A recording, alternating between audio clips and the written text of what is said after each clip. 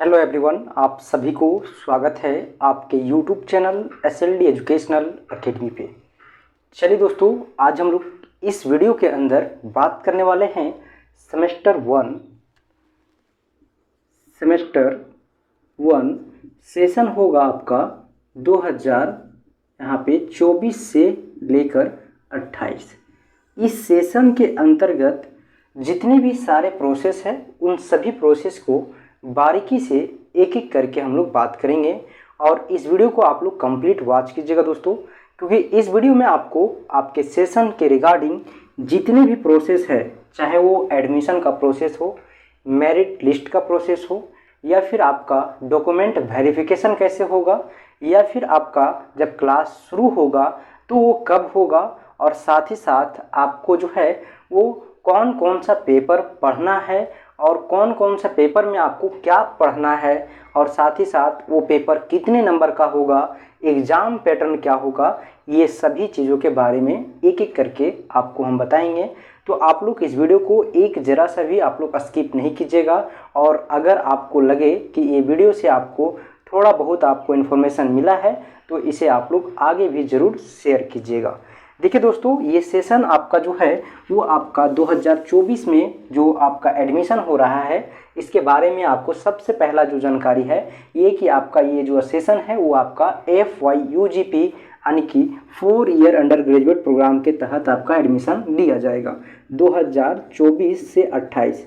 ये सेशन जो है FYUGP है ना, 4 ईयर अंडर ग्रेजुएट प्रोग्राम। ठीक है, इस प्रोग्राम का आपका नाम है, आपका ये दिया हुआ है। और ये आपको मैं बता दूं कि न्यू एजुकेशन पॉलिसी, ठीक है, न्यू एजुकेशन पॉलिसी के तहत यानी कि आपका जो नई शिक्षा नीति आया है उसी के द्वारा जो है आपका वो आपका FYUGP को लाया गया है। और इसके तहत आपका एडमिशन 2024 से 28 के सेशन में लिया जा रहा है। ठीक है, अब आपको मैं बताता हूँ कि इसका एडमिशन का प्रोसेस क्या है। एक एक करके हम लोग सारी चीज़ को समझेंगे, और जो आपका मन में डाउट हो रहा है ना, वो सारे डाउट को हम यहाँ पे क्लियर करने की कोशिश करेंगे। इसके बावजूद भी आपके मन में अगर कोई किसी प्रकार से डाउट रहता है तो आप लोग कमेंट सेक्शन में ज़रूर कमेंट कीजिएगा, या तो फिर आप लोगों को डिस्क्रिप्शन बॉक्स में आपको टेलीग्राम का लिंक मिल जाएगा, वहाँ से आप टेलीग्राम ज्वाइन करके आप लोग डायरेक्ट टेलीग्राम से भी हमें पूछ सकते हैं। ठीक है, देखिए, और टेलीग्राम चैनल को ज़रूर ज्वाइन कर लीजिएगा, क्योंकि वहाँ पे आपको हर एक छोटा बड़ा खबर जो होता है आपके यूनिवर्सिटी से, जो आपके सिलेबस से, जो आपके सेशन से, या फिर आपके जो भी इन्फॉर्मेशन होता है उसको प्रोवाइड करने का काम किया जाता है। तो आपको ज्वाइन करना अनिवार्य है, एकदम आप लोग ज़रूर से ज्वाइन कर लीजिएगा, है ना, ताकि आपको सबसे पहले आपको जानकारी मिल सके। देखिए दोस्तों, यहाँ पे आपको मैं बताता हूँ कि जो एडमिशन प्रोसेस है क्या है। ठीक है, एडमिशन का प्रोसेस देखिए कि आपको सबसे पहले जो है वो एक फर्स्ट टाइम आपका डेट निकला था 2024 में, जिसमें आपको नोटिफिकेशन दिया गया था यूनिवर्सिटी के द्वारा, विनोबा भावे यूनिवर्सिटी। हम बात कर रहे हैं किसका, VVU का। ठीक है, विनोबा भावे यूनिवर्सिटी हजारीबाग का। इस यूनिवर्सिटी के द्वारा एक नोटिस जारी किया गया जिसमें आपका जो है वो एडमिशन डेट के लिए आपको दिया गया कि आपका एडमिशन फॉर्म फिल होना शुरू हो चुका है, आपका एडमिशन फॉर्म फिलअप होना शुरू हो चुका है, आप फॉर्म फिल कर सकते हैं। उसके बाद उस फॉर्म फिलअप डेट का आपको जो है वो दिया गया टाइमिंग और डेट। उस टाइमिंग डेट के अंतर्गत आप सारे कोई फॉर्म को फिल कर लिए। उसके बाद क्या किया गया, उस डेट को फिर से एक्सटेंड कर दिया गया, यानी कि आपको बढ़ा दिया गया। जो डेट दिया गया था है ना प्रीवियस में, उसको बढ़ा दिया गया ताकि जो है और स्टूडेंट जो छूट चुके थे वो सभी कोई अप्लाई कर सकें। उसके बाद फाइनली जो है आपका 15 जुलाई से आपका जो है वो डॉक्यूमेंट का वेरिफिकेशन शुरू हुआ, और अंततः आपका 20 जुलाई तक ये चला। लास्ट आपका जो था वो आपका एडमिशन लेने का डेट था 23 जुलाई। ठीक है, उसके बाद आपका फिर एक नोटिस आया जिसमें आपको सेकेंड मेरिट लिस्ट के लिए आपको बताया गया। ठीक है, तो यहाँ पे आप लोगों को जो कन्फ्यूजन होता है ना, इस कन्फ्यूजन को आप लोग बहुत अच्छे से समझिए, है ना। सबसे पहले बात कि इस कन्फ्यूजन को समझना यहाँ पे ये है कि जो फर्स्ट टाइम जो आप लोग एडमिशन फॉर्म को अप्लाई किए, फर्स्ट टाइम आप लोग एडमिशन जो है फॉर्म को फिल कर दिए और उसको अप्लाई कर दिए, 300 रुपया आपको पे करना रहता है। ठीक है, 300 रुपया आप पे करके उसको आप जो है वो यूनिवर्सिटी में आप अपने ऑनर्स पेपर के साथ आप जो है वो सबमिट कर चुके हैं, है ना। तो उसको आपको क्या करना, जैसे देखिए आप सेकेंड लिस्ट में आपका फर्स्ट लिस्ट में नाम नहीं आया। ठीक है, फर्स्ट मेरिट लिस्ट में नाम नहीं आया, इसका मतलब आप डॉक्यूमेंट का वेरिफिकेशन नहीं कराएं, ना ही एडमिशन ले पाएँ। उसके बाद जब आपका सेकेंड मेरिट लिस्ट आया, ठीक है, उसमें नाम आपका आ गया, तो आपको फिर जब आपका डेट जो दिया रहेगा डॉक्यूमेंट वेरिफिकेशन का और एडमिशन का, उसके बीच में आपको डॉक्यूमेंट वेरिफिकेशन करा के कॉलेज के द्वारा अप्रूव्ड लेके आपको एडमिशन ले लेना है। जब तक आपको कॉलेज अप्रूव नहीं करेगा तब तक आप एडमिशन नहीं लीजिएगा, ठीक है, और नहीं ले सकेंगे, ठीक है ना। तो एडमिशन जो है आप पहले आप डॉक्यूमेंट को वेरिफिकेशन कराइए, फिर एडमिशन को लीजिए, उसके बाद आपका खत्म हो जाएगा कहानी।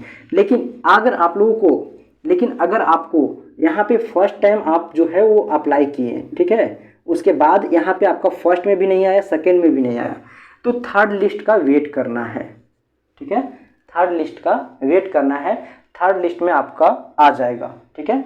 अब देखिए इसी के बीच में थर्ड लिस्ट जब जारी हो रहा था, इससे पहले फिर से आपका चांसलर पोर्टल खुला, है ना, चांसलर पोर्टल फिर से खुल गया और इसमें फिर से आपको एडमिशन अप्लाई करने के लिए फिर से आपको एक डेट दिया गया, ठीक है, जिसमें आपका 1 से लेकर 8 तारीख तक आपका अप्लाई हो रहा था।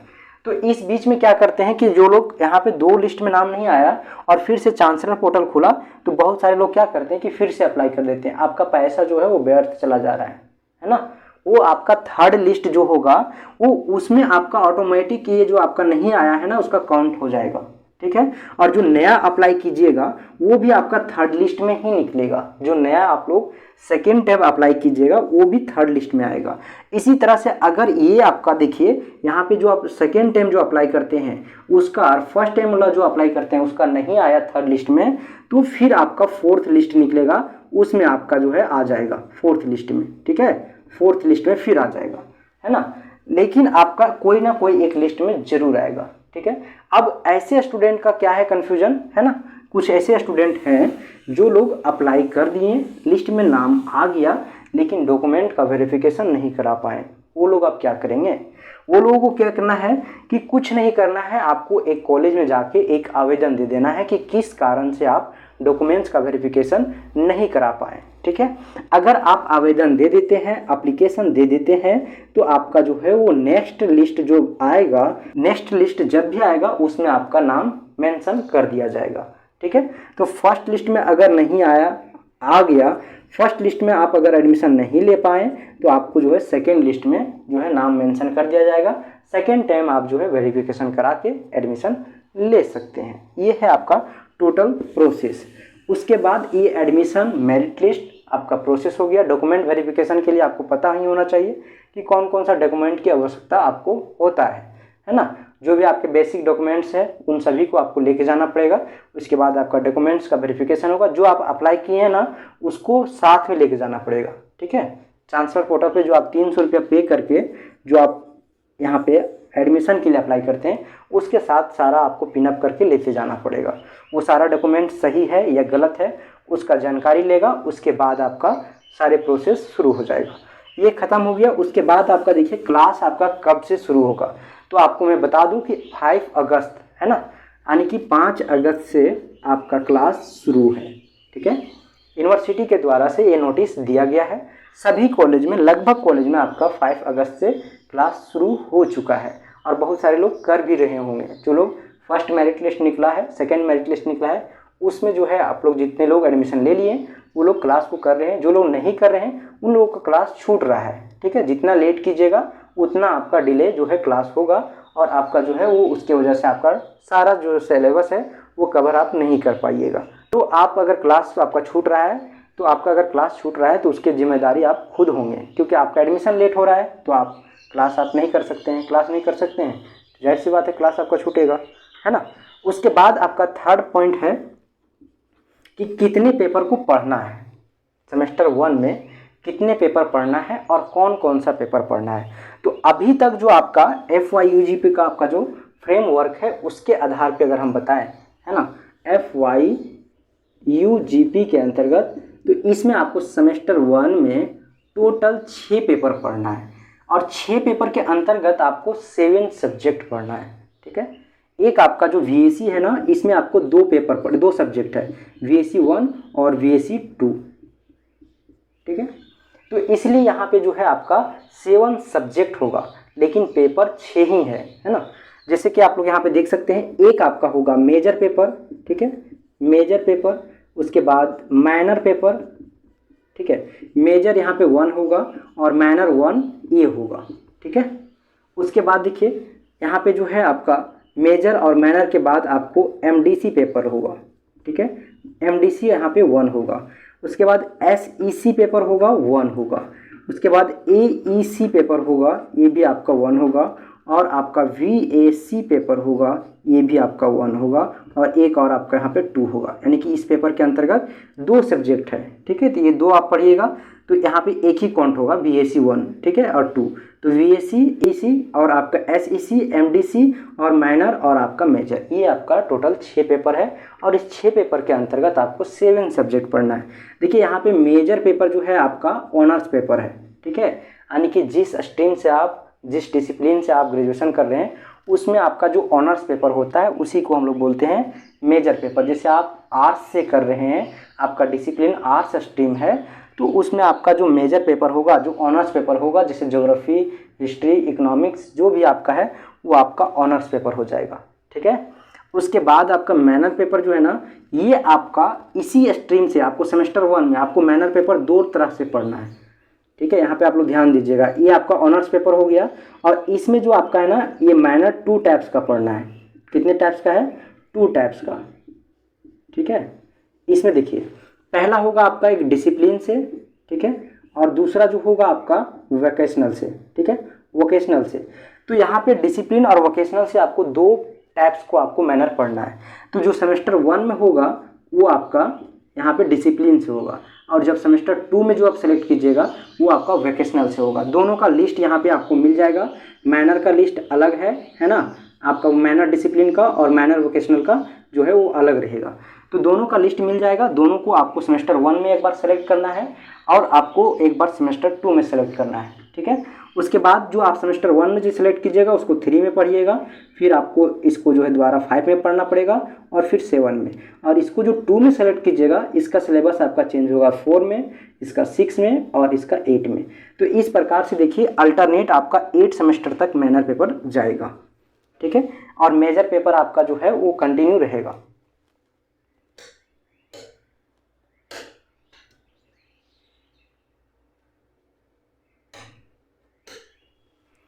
और मेजर पेपर जो है वो आपका कंटिन्यू रहेगा और मैनर पेपर भी इसी तरह से अल्टरनेट आपको सेमेस्टर 8 तक जाएगा, ठीक है। अब यहाँ पे समझना ये है कि वोकेशनल और डिसिप्लिन क्या है ना।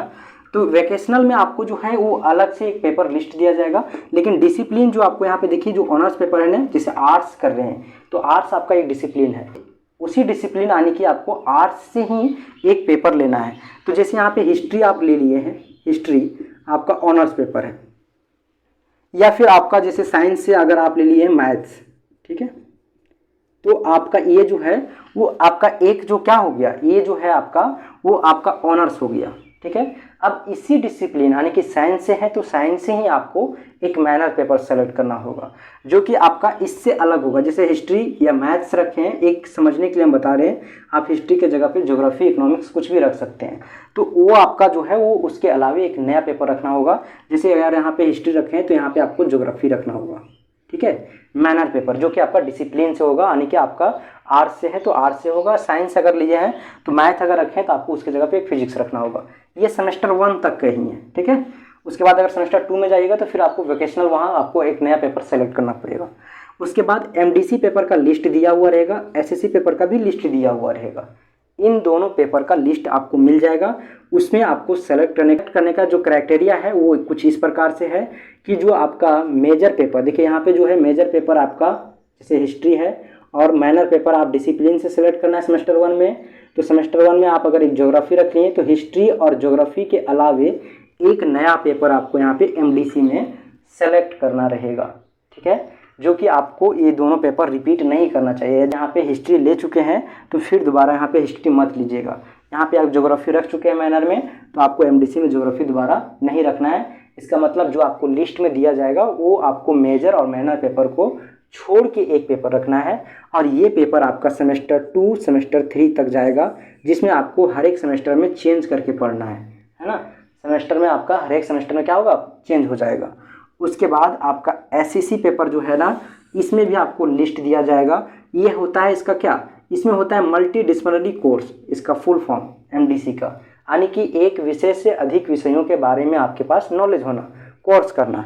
देखिए एसएससी का भी उसी तरह से है, स्किल एनहेंसमेंट कोर्स, ठीक है। आपके अंदर स्किल डेवलप करने के उद्देश्य से ये पेपर आपको दिया गया है, जिसमें आपको एंटरप्रेन्योरशिप, साइबर डिफेंस, है ना, वगैरह वगैरह जितने भी आपका डिजिटल एजुकेशन है, ये सभी आपको इसमें पढ़ना है, इसमें एसएससी में, ठीक है। उसके बाद एसीसी पेपर जो है ना, ये आपका लैंग्वेज पेपर है। लैंग्वेज पेपर बोला जाए तो हिंदी और इंग्लिश, इसमें आपको दोनों दिया जाएगा। इसमें से आपको कोई एक सेलेक्ट करके पढ़ना है, हिंदी या इंग्लिश, ठीक है। उसके बाद देखिए, उसके बाद वीएससी पेपर में आपको जो है वो 4 पेपर ऑप्शन दिया जाएगा।